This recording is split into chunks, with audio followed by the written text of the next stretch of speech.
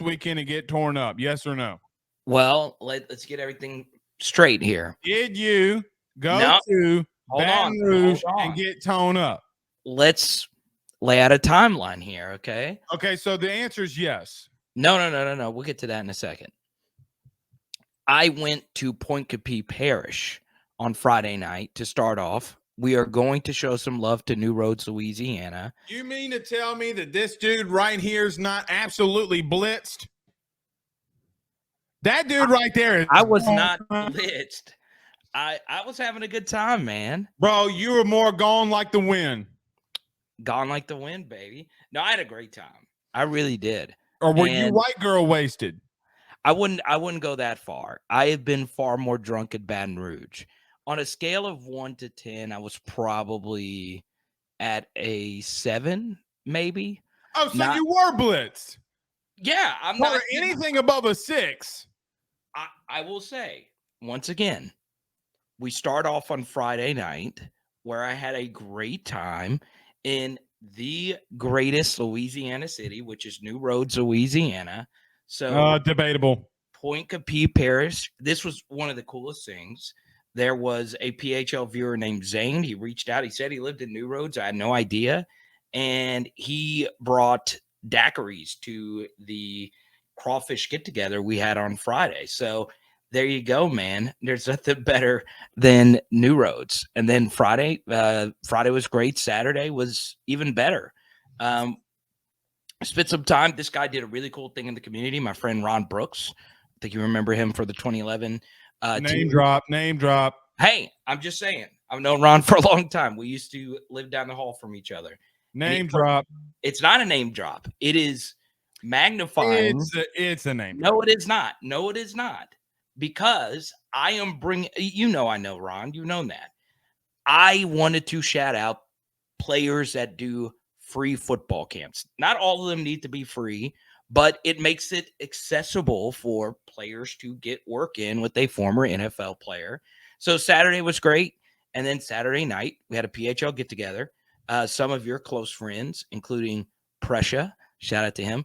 We had a great time. We had an absolutely y'all were FaceTiming me at 12:30 at night. It was not 12:30. It was not 12:30. I knew when you told me that you weren't coming out, I said, we got to FaceTime Blake because Pressure was there.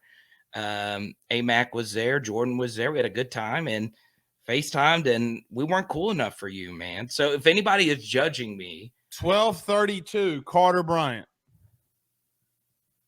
12:32 a.m.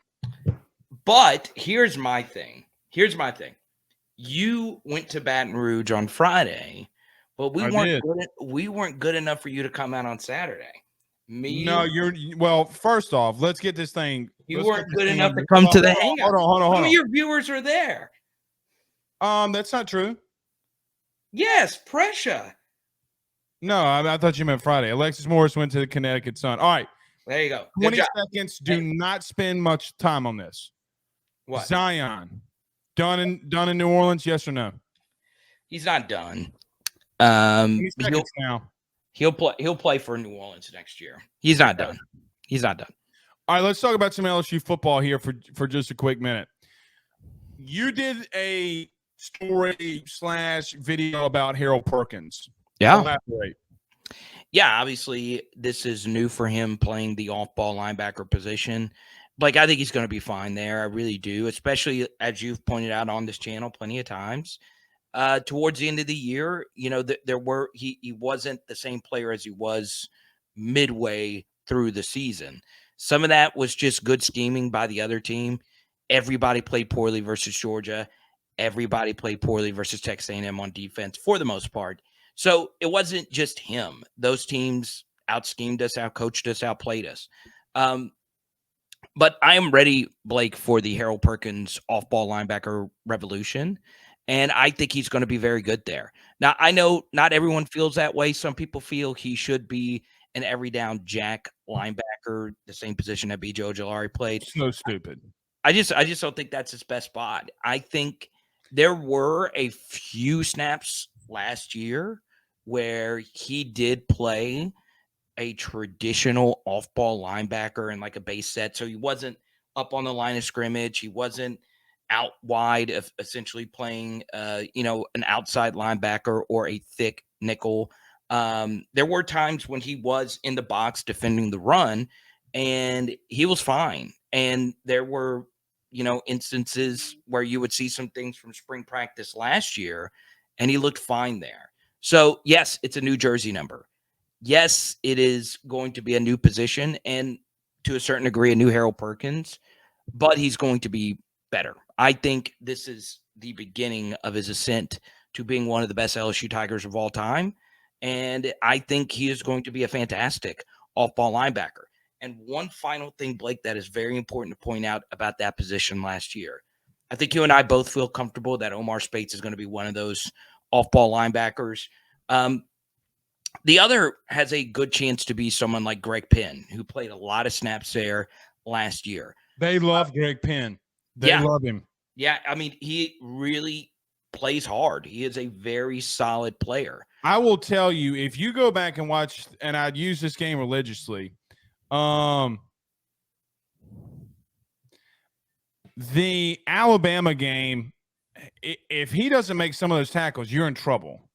Because Micah Baskerville, for what it's worth, was at times in big games not reliable.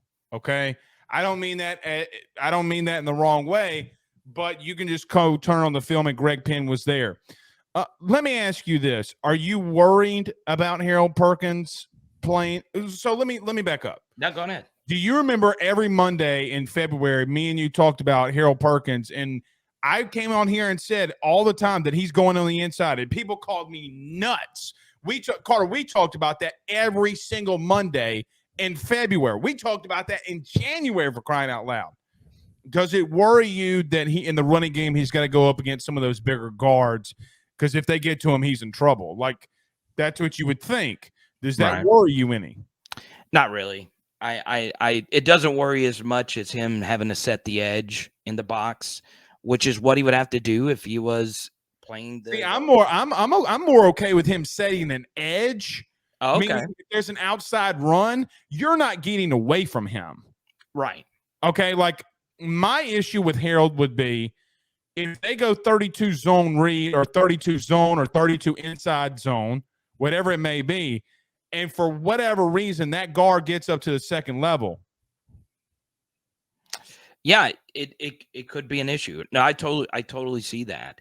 But I also think he's going to be fine there because, once again, going back to Greg Penn. So bringing up the Alabama game, he did make some huge plays. He made a very huge touchdown-saving tackle before the big interception to Bernard Converse. Right. He also had a few plays where they isolated him and he missed a few big tackles in that game because Jahmyr Gibbs is just faster than he is.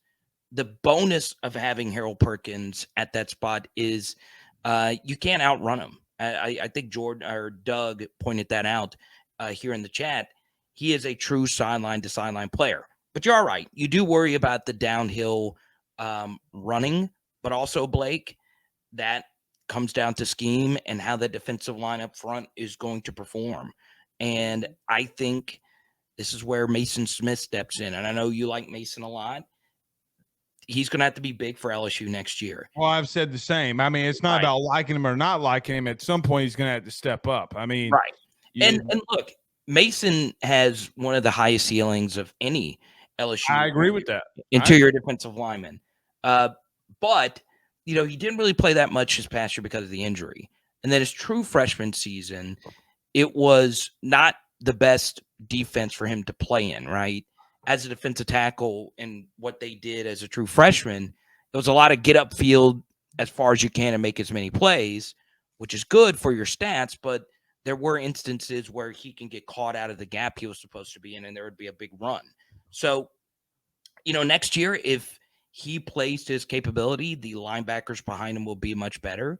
And obviously, you have a guy like Omar Speights who is more than likely going to start next year and be that guy, be hopefully the leading tackler on the team next year. So, yeah, you do worry about the linebacker room. You do worry about the linebacker depth to a certain degree, especially if you factor in that jack position, which is going to be tough to fill.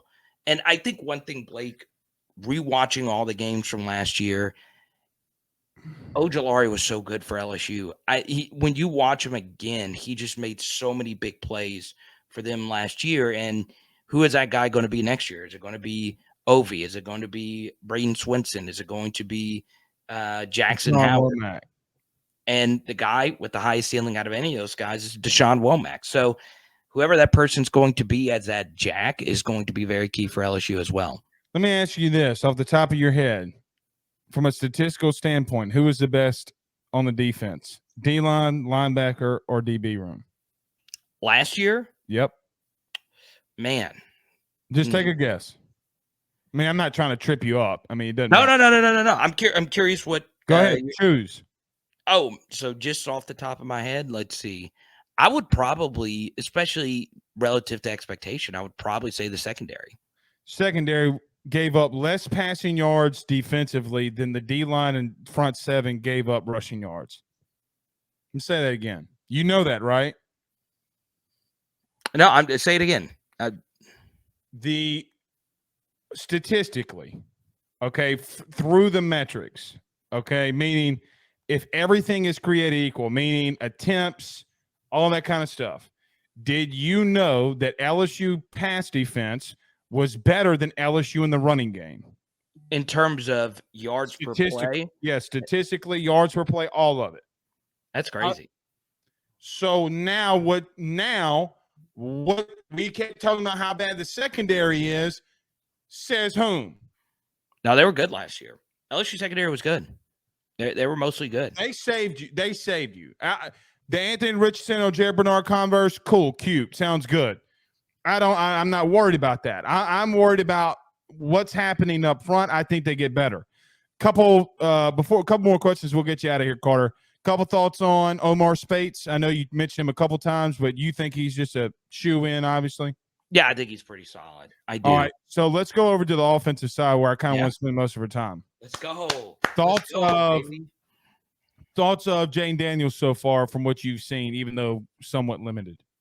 Yeah, it's very limited, but obviously physically he does look bigger. And you can also tell he's put in a lot of working, obviously, CJ Stroud, those workouts I heard went well. That was very cool to be out there with Bryce Young and some other SEC quarterbacks are out there. Jackson Dart, the Nico kid at Tennessee. So that's awesome. Yeah, Jackson Dart, and I'm not going to give my source on there. I think everybody knows that we've been publishing all the Jane Daniels stuff, but yeah. Dude, did you see Jackson Dart this weekend? I saw that run that they posted. Well, Carter, go look when anybody as soon as everybody's done in this show, watching the show, go look up Spencer Sanders' stats and go look up Jackson Dart and tell me who's better. Spencer Sanders benefited off of being the main runner in the red zone, where they would just give it to your boy, what's his name, at Ole Miss, number 4. Quinshon Judkins. Yeah. Judkins. Okay, Judkins got every carry inside the red zone. So did Spencer Sanders. So I do think it's interesting, more teams moving to that style of football. We talked about that religiously. But you know what's interesting to me? I don't think we're talking enough about this offense. I really don't. Yeah, I really don't. You remember how last year, my big thing was I don't think the secondary was going to be as bad as everybody thought that they were. I saw Jared Bernard Converse lock down Kayshawn. Now we know that maybe Kayshawn's not back, but Jared did a lot of good things against a lot of good wide receivers a season ago. I'm going to tell you something, Carter. For me, I think this running game for LSU is going to be next level. Well, here's my thing. If you're running for 183.9 yards per game last season, are you not going to get better? Now that dictates off of Jaden a little bit, obviously. Okay, but are we going to sit here, Carter, and say that they're going to get worse? Yeah, I mean, I think you look at the advanced rushing statistics. You look at rush yards after contact. there was only one offense in all of college football that had better rush yards after contact than LSU last year. Was that Bama or Georgia? No, it was Texas, and that's because they had Bijan. two. Well, not only him, Roschon Johnson. So they had the best. They had two guys that are get drafted in the first 2 days of the draft, which is really high for running backs. So a lot of that was because of Jaden. A lot of that was because of the gravity he provides to your running game. So yeah, I mean, LSU rushing the football last year, which is really good. And I think some of that was some really good calls from Mike. One thing LSU did a really good job of last year was on in plus territory on these 3rd and 6s and 3rds and 7s. They ran the football and they converted, I think, 3 or 4 of them in the second part of the season. One versus Alabama when it mattered the most, one versus Ole Miss in the second half of that game that really blew it open. So LSU did a really good job calling the run game last year. Success rate was really good, and a lot of that is because of Jaden's elite ability to run and the zone reads and all of that. Now, I think the big thing, Blake, is going to be the middle of the offensive line. I think we have a good idea who the offensive tackles are going to be. Be honest, I'm not worried about it. Who would be? Do you have Mason Lunsford in your starting group right now? Pick one, whichever guard. Pick it. I like it. So if the worst thing that I'm going to have on the offensive line is Charles Turner, thank you. Oh yeah, no, I'm fine with that. Here's the thing with guard.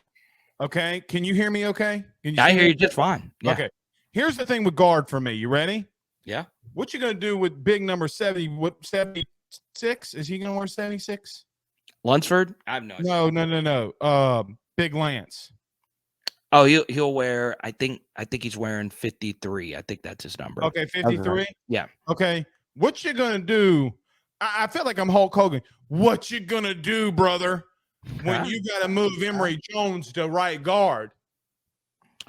Could you imagine the magnitude? And I'm going to be honest. Why not try Lunsford at center? I get he's 6'7". I get it. Ethan Posick is 6'12", 462 pounds. Doesn't matter to me. Doesn't matter to me. Okay, I get what you're saying. But if Charles Turner is the worst thing I'm going to see on the offensive line, thank you. I like it. Carter, I don't think people – here's what I don't think people do in this beat really well. You don't know O-line play. Okay? Carter, five yards per rush, 183.9 yards per game. Carter, 180 – let's call it what? 184 yards per game on the ground. And what you're trying to tell me is they're going to get worse? I don't think so. Oh, and by the way, at the end of the year, Caleb Jackson might be your starting back. I'm glad you and we don't agree 1,000% on much, but I'm part of the Caleb Jackson hype train too, man. Oh, I'm a Caleb Jackson stan account. I am all aboard the Express here. You're just not going to get worse. I like it. I also think name where can you see a scenario where they get worse offensively? Health aside. Right. We're all things being equal. Name it. Because Carter, you're not going to get worse wide receiver play. You led the SEC in drops. I don't think Jaden's going to get worse. Right. I think you're better at tight end. Look, we're not – you know what we're not talking about? I'm going to clip this. You know what we're not talking about along that offensive line and that running game? Is you got an absolute mammoth of a tight end, 2 of them coming in, and Mac Markway and the Pimpton kid. Yeah. Okay, now Pimpton's not going to be on the end line, but you got Mason Taylor now you have – dude, he's a Mack truck, pun intended. Pun intended, he's a Mack truck. So you're going to have to sit here and convince me during the offseason that they've gotten worse offensively. I'm going to make the bold statement right now. I think LSU is the best offense in the SEC. I like it. Name one better. Best in the SEC.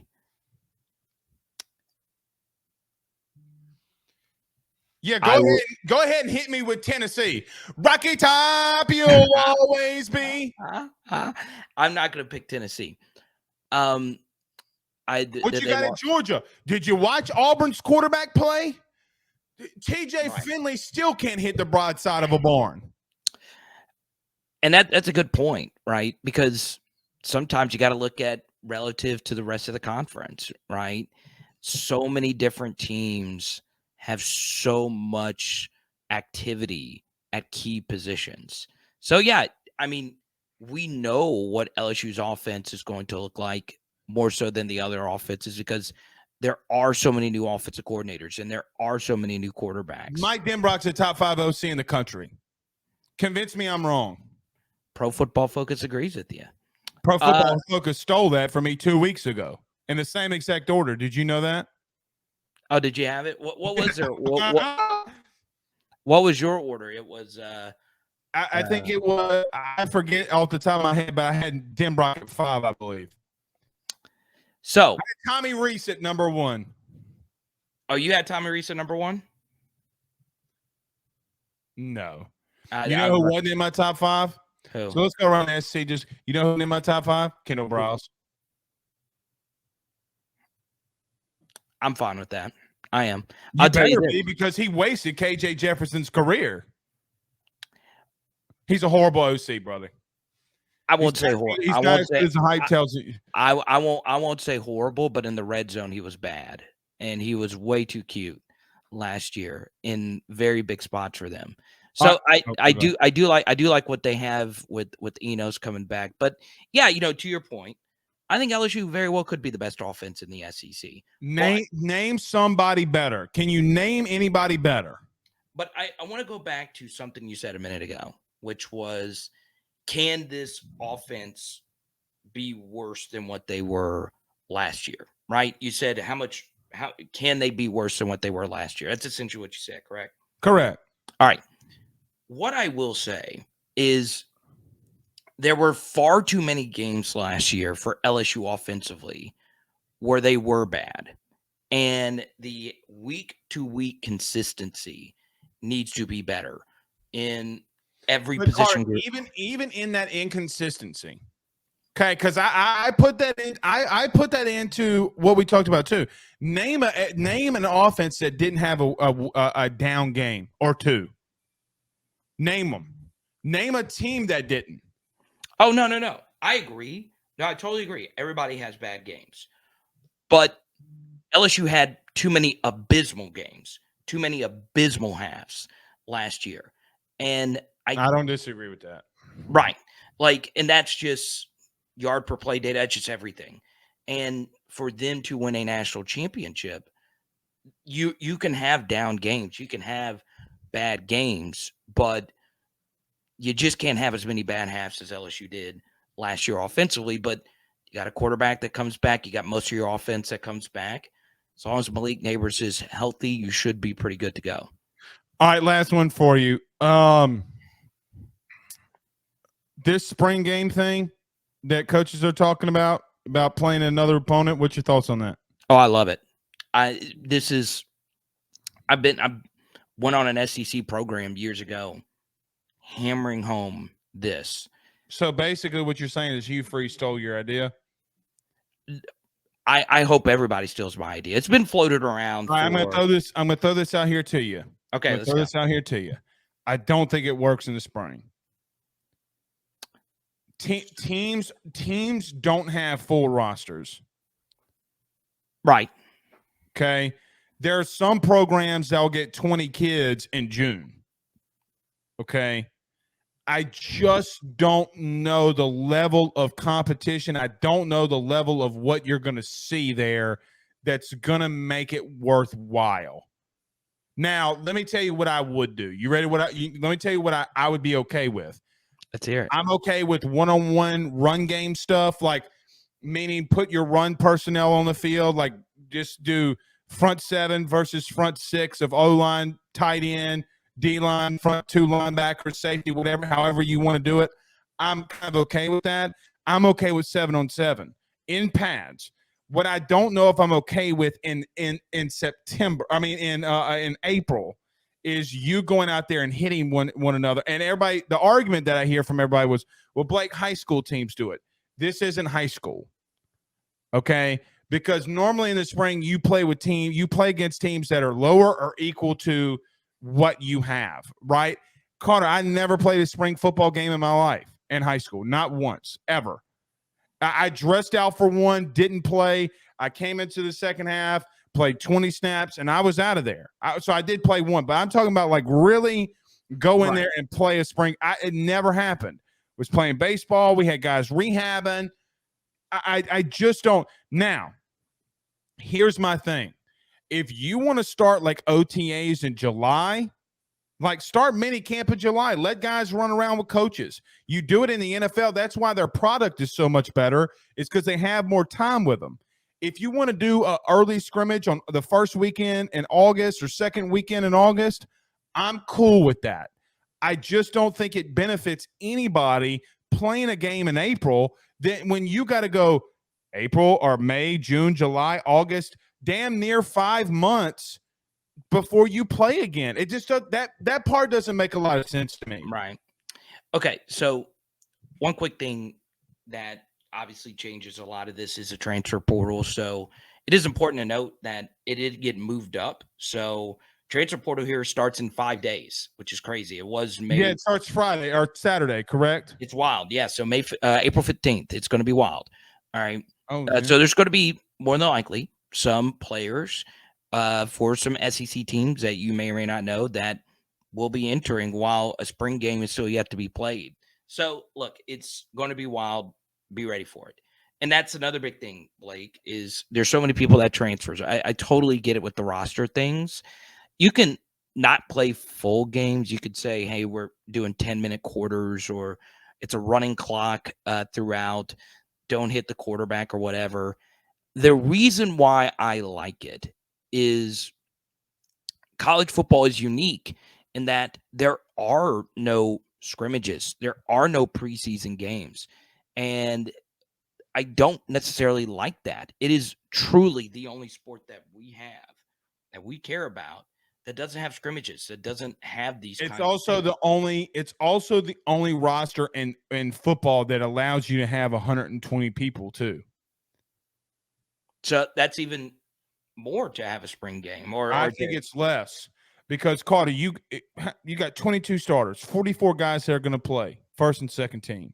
What you doing with the other 66, 67? 70? But you just said that the rosters are going to be limited, so it's even. I get that, but I'm talking about. I thought you were talking about in the fall, right? No. I'm just saying in general. This is why I think it's a good thing, because these players that are in the spring, it does give them something to lead into. These 15 practices over these weeks here, it is cool to have something on the calendar that says, hey, we are playing Northwestern. We are playing this school on this day. And that gets them fired up. You don't go to any school to play college football against your own team. And I think it would be brilliant. I really do. Because spring games just don't do anything for anybody. Even if it's a scrimmage against a team and it's way watered down, it's way stripped down, they're not going to let the quarterbacks get hit. So what? Right?